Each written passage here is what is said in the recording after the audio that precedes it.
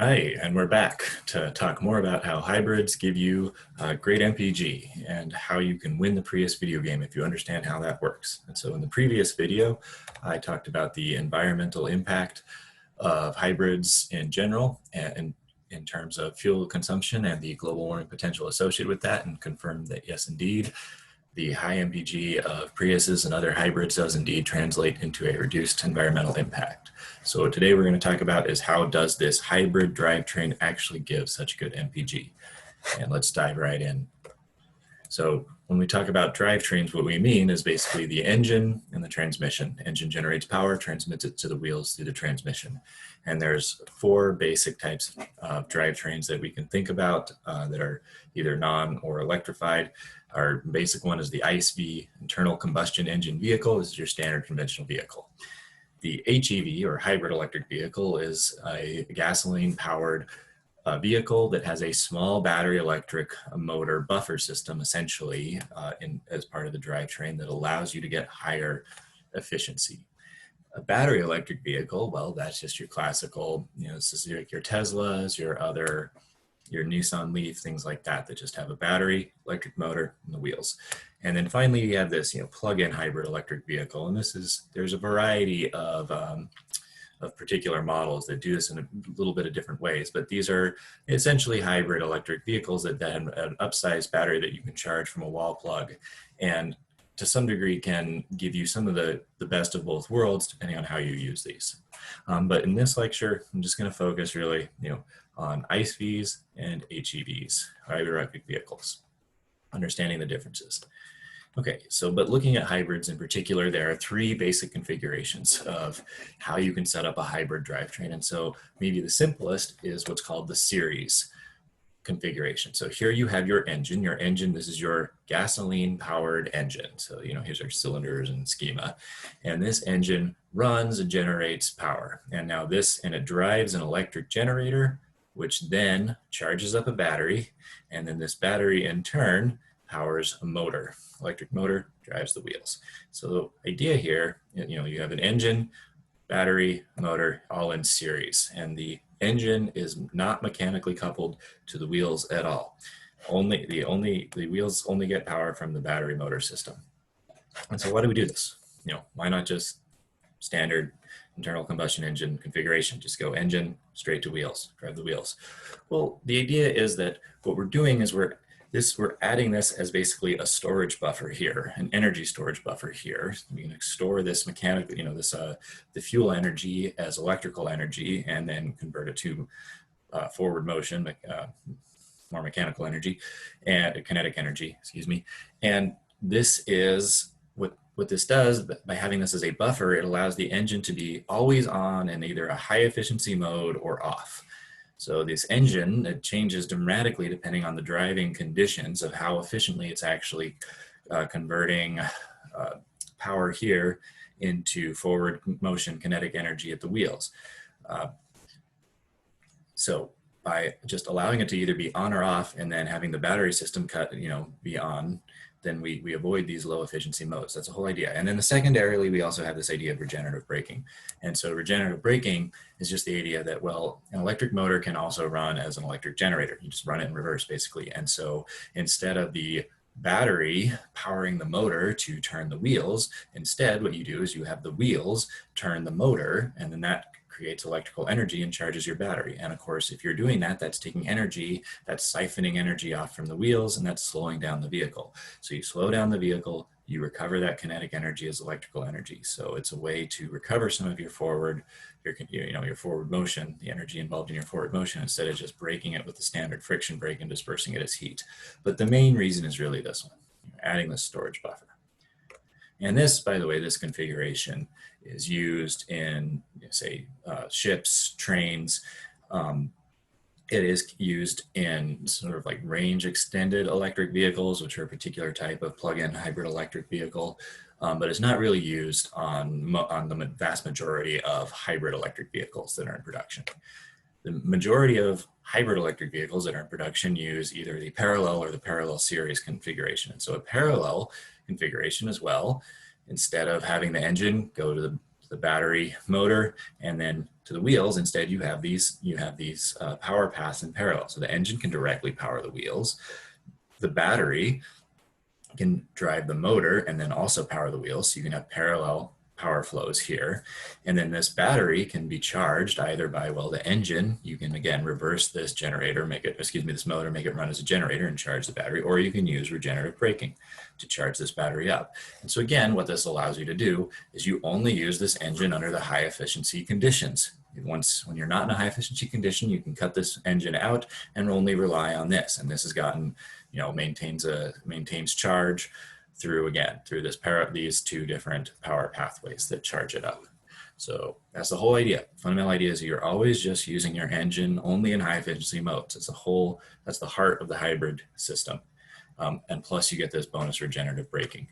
And then the series parallel configuration, well, it's in essence, it's more similar to the parallel. You can think of it as more similar to the parallel configuration, but it just allows you to have the power go from the engine through a generator to the battery and then through here, as well as the engine directly driving the wheels. You can reverse the power flow here to get regenerative braking. You can have the engine, you can do all the same things you can do with a parallel drivetrain and a series drivetrain. And again, the idea is just that you're letting the engine always be in its optimum efficiency mode, or close as you can get to that.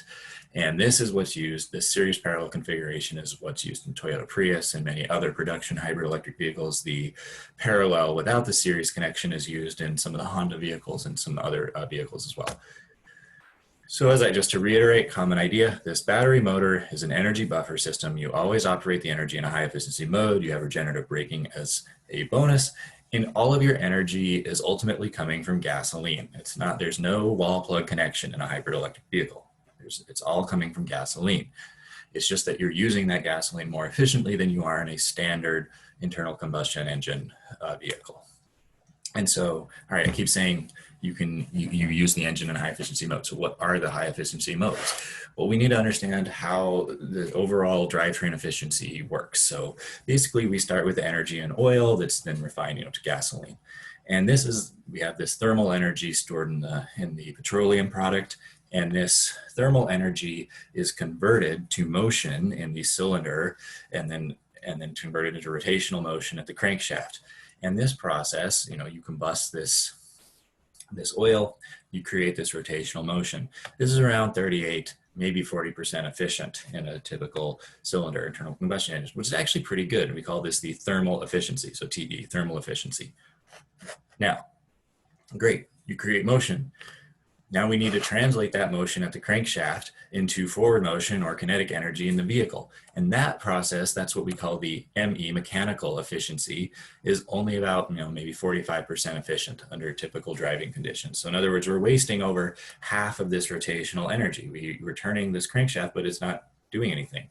And so these mechanical losses or friction losses are basically things like, if you're just sitting there idling, you're wasting all that energy. Just variations on that theme. And if we multiply these two efficiencies, our thermal efficiency times our mechanical efficiency, we get an overall efficiency of maybe 17%, maybe more like 20% for a newer car. And then, as I just said, these mechanical or friction losses are basically just idling losses, either true idling, or if you're under a low load condition where you're just kind of wasting most of this energy, like if you're just driving 5 miles an hour, if you're braking and the engine's still on, if you're just coasting, anything like this. Also, if you're flooring at 2, you're going to have lower efficiency too. So you don't want to be overtaxing the engine either, because that's not good. You don't want to be in a high RPM state and wide open throttle conditions either. So let's look at this part first, because this part, hybrids mainly affect this component actually, because they just, allow you to kind of run this all the time and then be more efficient at this point. But there are some modifications to typical production hybrids that do affect this component here as well. So let's understand that first. Now the thermodynamic cycle that governs the operation of a gasoline internal combustion engine is called the Otto cycle. And this Otto cycle is, this is a four-stroke, what's called a four-stroke Otto cycle. And we can visualize this by saying that essentially our cylinder here has a certain volume. So this would be like our volume here. And then there's going to be a certain pressure in the cylinder. And so what we're going to start with, and we're going to visualize this on a graph. So we're going to do like some, visual mathematics here. So we're going to have pressure here, we have volume here. We say we start at state 0. Our inlet valve opens and we inject a fuel air mixture, and this cylinder goes down and our volume increases. So we go from low volume, low pressure to high volume, low pressure over here. So that's our first stage. That's our first stroke. Now we do the compression stroke. So now we close these valves and the cylinder goes back up and it compresses this fuel air mixture. So our volume goes back down, but our pressure goes up, right? We're compressing this fuel air mix. So high pressure, we're under high pressure scenario. Now we hit the spark. We have our ignition phase. So ignition phase goes up. Well, what happens when something explodes? Right? This fuel air explodes. The pressure goes up. It's in this confined space. Pressure shoots up and that knocks the cylinder back down. So boom. So now our pressure goes down as our cylinder goes down and our volume expands, but it's still higher. So this is what's our power stroke. This is where the work comes from. This is where we actually move that crankshaft, move that vehicle forward. So this is our power stroke. And now what we do is basically we open this outlet valve and we have this idealized, quote, idealized heat rejection. So this excess pressure heat, this goes off. And now we have our exhaust phase. So now we just go back. So our pressure, so our pressure went down and now our volume goes down as well as our cylinder goes back up. So that's, that's our four-stroke Otto cycle. And the whole reason I'm showing this on this pressure volume loop is when we see this, we're going to see that basically the amount of work you do is proportional to how much area you create here. So if your pressure didn't go up very much, you would create less work. If your volumes don't change very much, you do less work. It's kind of intuitive. And so this four-stroke process just chugs along, boom, boom, boom, boom, boom, boom, boom, on and on and on. So I just threw this in a few times. So we can visualize it like this too. But it's this four-stroke cycle where our pressures and our volumes are cyclically changing and our power stroke occurs here when we have ignition forcing our volume to increase under high pressure. Now, this is an idealized thermodynamic representation of this process. And what we can say, what I've just said, is that the area generated or the work done is the area of this pressure volume loop. So we inscribe out this area and that's how much work we actually do. And so, like I said, our volumes, if our volumes vary more, we can do more work, and that's called the compression ratio. So that's why you see on cars sometimes advertised, or it's part of the specs, the compression ratio of the engine. So a higher compression ratio means you do more work. It means you get more power and you're more efficient. You get more you get more out of the same amount of fuel. And now you can't just, and this is just saying our energy of our Otto cycle is the integral of pressure times the change in volume. This is just fancy math way of saying this. If you're not familiar with that, this is an integral sign. It means the area, essentially. So, but just to note, you can't just arbitrarily increase this pressure or this volume difference because of something called knock. And the idea of that is, this is just kind of an aside. It's your tidbits for buying gasoline at the pump, is you get knock from premature ignition, because when you're doing this compression stroke, you're putting this fuel under high pressure. It's under high pressure, it's heating up, and it can prematurely ignite. And if it prematurely ignites, that's really bad. You want to wait till you want to have a controlled ignition. And so if you prematurely ignite, you get knock. This is really bad for your engine. It reduces your fuel efficiency and your power markedly. And so the octane rating is a measure of how stable the fuel is, how resistant it is to knock. Higher octane rating means you're more resistant to knock, because octane it's 8 carbons. It's bigger than most gasoline molecules, and so it's relatively stable.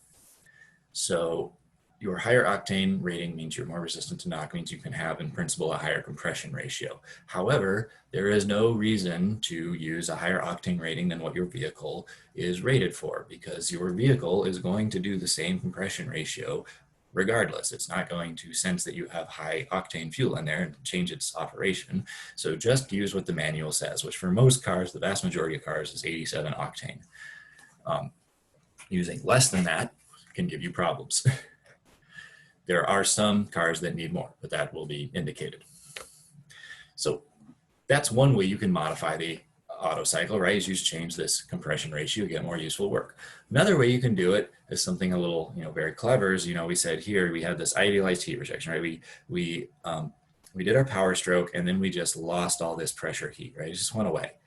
Well, why not just keep going? Why not just keep going? Because then we could add more area to this pressure volume loop, do more work. Well, that's what's called, as you can see here, that's what's called the Atkinson cycle. That idea is precisely that. So you get this extra bit of work. And so now our our power stroke here, right, is a lot longer. This red arrow here, it's a lot longer than our compression stroke. So that's nice as a theoretical idea, but a cylinder is just a cylinder. It has a fixed length, right? So how could you do this in principle? Well, the way you can do it in principle is you can use variable valve timing. And so essentially what you're saying is you're going to do your compression stroke, but you're going to wait a little while. You're going to leave the valve open before you close it, before you start actually compressing. So now that gives you a smaller volume change on the compression stroke, whereas you're going to allow, after you've ignited this fuel air mixture in your power stroke to go, that cylinder's going to go all the way down. So this actually allows you to physically realize an approximation anyway of the Atkinson cycle. And this is a more efficient use of your fuel. And many hybrids now use this, including the Prius. So this is one modification that is not necessarily unique to hybrid electric vehicles, but it's one that's commonly used in hybrid electric vehicles that gives them more efficiency. Final thing I will emphasize here on this pressure volume curve is that we've said, we've just shown this this volume changes, in our initial compression rate, our initial compression stroke and our exhaust stroke. But actually you have a pumping loop. What this means is that your engine is sucking air in from the outside, mixing it with fuel, combusting it, and then you're going out of the exhaust, right? You have air intake, you have air exhaust. Well, you have to suck that air in, and to suck air in, you require a pressure differential, and you have to push that air out. Basically, that requires a pressure differential. So here, P atmosphere, that's our atmospheric pressure, just our outside air. Well, you're kind of above atmospheric pressure when you're pushing, this is our exhaust stroke. So you're pushing the air out, and now you're under negative pressure compared to the atmospheric pressure. You're sucking air in. And so you're pushing air out, you're sucking it in. Well, that takes energy. So this pumping loop takes energy. It reduces your efficiency, and we can visualize this here.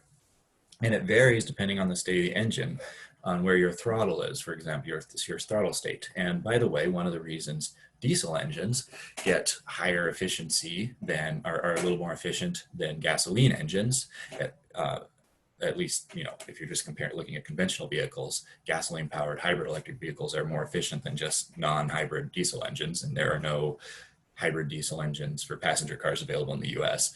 But anyway, one reason diesel engines get higher efficiency is that they do not have a throttle. So they don't have these pumping losses to the extent that gasoline engines do. And so the idea is here, so let's say here's your throttle, right? And you're almost closed. Well, now you're gonna have a big drop in pressure between your intake and here in your cylinder. So your cylinder has to suck in air under a big pressure differential. So they're pumping loops. So we would have generated all this power here with our pressure volume curve, but we lost it from this pumping loop. And so we only got this much. If our throttle is open, the air is flowing more freely, and so we don't have this big pressure to suck against. And you can also You don't have to be under wide open throttle conditions. You can do things like variable valve timing and other things that help optimize the intake, air intake, and give you less pumping losses. And Priuses also are optimized to have low pumping losses. Finally, just one other thing real quickly, if you've heard of turbocharging, what turbocharging or turbo supercharging is, is you have hot exhaust, right? You don't get all the heat out of that air. You don't convert it all into useful work. So what you do is you attach a turbine, a gas turbine, to your exhaust. The hot exhaust drives that turbine, and then what that turbine does is it actually forces air in under positive pressure. And so that's called, that's forced air induction versus, say, naturally aspirated. And so by adding this little turbine onto your exhaust, you can actually harvest again more of that potential energy in the fuel. And now, instead of losing energy in the pumping loop, basically you're adding energy in the pumping loop. It's all still ultimately coming from the fuel, but those are all these different ways that you can exploit this thermodynamic cycle to get more efficiency, more power. And the main ways that the Prius and other hybrids do it are, again, through doing this modified Atkinson cycle and also being optimized to reduce pumping losses. Okay, so, standard conventional engine is, again, it's just under 40% efficient, depending on how it is, how it's made, et cetera, at converting the thermal energy in the fuel into motion at the crankshaft here. Now, translating that into actual kinetic energy, driving you forward, that mechanical efficiency, only about 45%. So depends on the driving conditions, but that's a crude average. So why is that? And again, I said it's basically because of idling losses. And so we can visualize this again using some graphs. And what we can say is basically, let's say your power demand, this is called the power at the brake, so don't get confused. Brake power, maybe you should have even just omitted this term, but it's just basically the amount of energy you would need to brake the engine, like stop it. So it's not saying you're actually trying to stop the car. It's just saying this is the energy or power that's going to the crankshaft. And so if your power demand is 0, let's say you're idling, well, you're losing, by definition, all your energy is just being lost, like to friction, quote friction. It's just being dispersed. You're not using any of it. So all the power here that you're generating in the cylinder, this green line, is just all being lost. And your efficiency, as you're seeing on this other side, your mechanical efficiency, is just 0.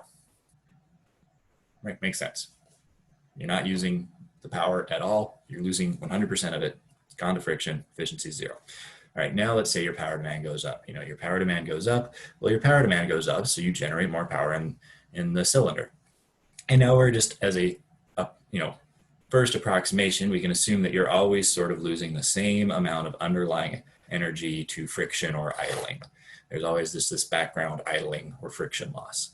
And so this is constant, this goes up, and so more and more power is going to the crankshaft, and a bigger and bigger proportion of the total power generated in the cylinder is going to the crankshaft. So as your power demand goes up, your mechanical efficiency goes up, because more and more of that power is actually being delivered to the crankshaft. Now, this relationship breaks down at at higher power demands and wide open throttle, but this is kind of your first approximation. Now, you would think that, I hadn't just said that flooring it then is what you should do. You should just floor it. No, you should not just floor it, because there's another way that you lose energy to friction. So this is one way to look at it. And this is, so what I didn't mention is that this is under an RPM constant. In other words, the engine it's the same revolutions per minute. So the engine is not turning over faster, constant RPMs. So if your RPMs are constant, you want, at least up to a certain point, more power, more load on the engine to be more efficient. However, as your RPMs go up, you're basically, the cylinder's rubbing along the wall more, you're just having more friction, just more physical friction. You're losing more energy as your RPMs go up. And so as your RPMs go up, the amount of energy you lose to friction goes up under a constant power demand. So what we looked at here is saying RPM constant, variable power demand. Here we're saying power demand constant, but a variable RPM. So as your RPMs go up, you're generating more power in the cylinder, but you're only demanding, a constant amount. So the the amount that's actually going now to become useful work is going down. As your RPMs go up for a constant power demand, your useful work is going down. So that's why something that's useful, say if you're cruising right at the edge of 2 gears, is you want to downshift. You can do it, if you're in a manual, you can do it directly, or you can try to, feather where you are exactly in an automatic. But you want to downshift because you have the same power demand, but your RPMs are going to go down. So if you're cruising along at 40 and you can do it in 3,000 RPMs in one gear and 2,000 in another, you want to change the gear where you can do it in 2,000 because you're losing less energy to friction. Okay, so what does this mean in total? It means that your mechanical efficiency is best when, one, you're under a moderately high load. In other words, you have a reasonably high power demand, but nothing crazy. Whereas you have while at the same time you have low RPMs. So cruising at highway speed is kind of a good example. You're demanding power from the engine, but you put in overdrive, you're at low RPMs. So that's also why more gears means better efficiency, generally speaking, because with more gears, you can match, you can keep your RPMs lower as you go through the velocity range of the vehicle. And there's even continuously variable transmissions, which can basically have an infinite number of gearing ratios and can always try to keep your RPMs as low as possible for the given power demand for the given driving situation. So, and continuously variable transmissions are widely used on hybrids as well. And you can do other gearings, you don't have to, but they're used on the Prius and they're used on the majority at any rate of hybrid electric vehicles. And you also get these transmission losses as well. This is just another kind of essentially friction loss. And classically, manual transmissions had less of these transmission losses, but modern automatics and especially continuously variable transmissions tend to do just as well or even better than manuals. And also, at least classically, lower gears are less efficient. So as you go up in higher gearing, as you get toward more highway level cruising speed, you have less transmission losses as well, typically. So overall, we said all this about how we generate power in the cylinder, how we translate this power into kinetic energy, and how we lose energy from friction losses. Well, again, so now the whole idea to sum everything up and to say what I said at the beginning is that the battery motor system acts as this buffer. And so this allows your engine to always basically be, if you do it right, the car will take care of this for the most part for you, in a moderately high load scenario with relatively low RPMs. And you're using this gasoline engine and the regenerative braking charges to power the buffer system. So again, you accelerate briskly, and then you're using the engine efficiently. Back off once you hit cruising speed, and now the battery motor system will take over. And just any low efficiency modes for that engine, the battery motor system, assuming it has enough charge, is going to take over. So those, canonical ones, really obvious ones, would be idling, coasting braking, things like, some light acceleration or cruising scenarios as well. So your engine now only operates in these high efficiency modes, which again, you want to be moderately high load, low RPMs. Plus, there's a few other things that isn't related to the mechanical efficiency. By having this buffer system, well, you can call on that battery motor when you have peak power demand, right? You can, again, you have parallel power paths where you can go like this and this. So if you have a really high transient power demand, you can use both. This allows you to use a somewhat smaller engine. And smaller engines also have less friction loss. So a smaller engine or engine downsizing is another way to get more efficiency out of a vehicle. Often use this Atkinson cycle, this continuously variable transmission, and also hybrids are just tend to have their body optimized for aerodynamics, lightness, lightweighting, etc. Other things that decrease the amount of energy you actually need to move this vehicle forward as well. So there are lots of things that you put into these hybrids that are not necessarily intrinsic to a hybrid drivetrain, but are commonly used in production vehicles where you're trying to optimize MPG.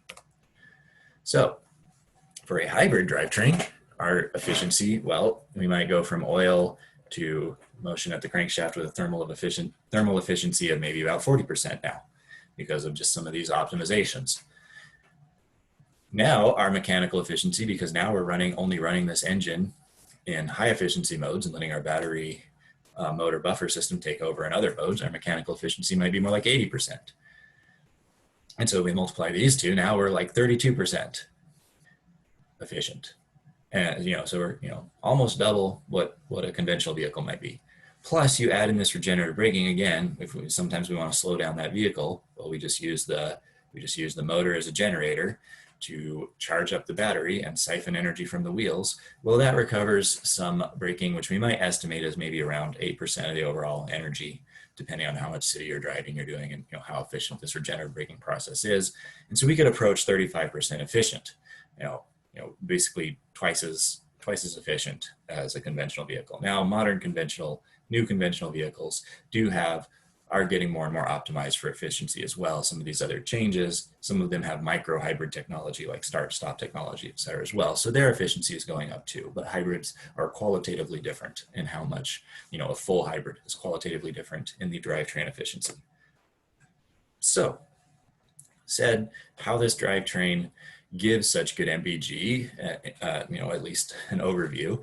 And so how can you use what we've learned to optimize your own performance if you're driving a hybrid? In other words, how do you win the Prius video game?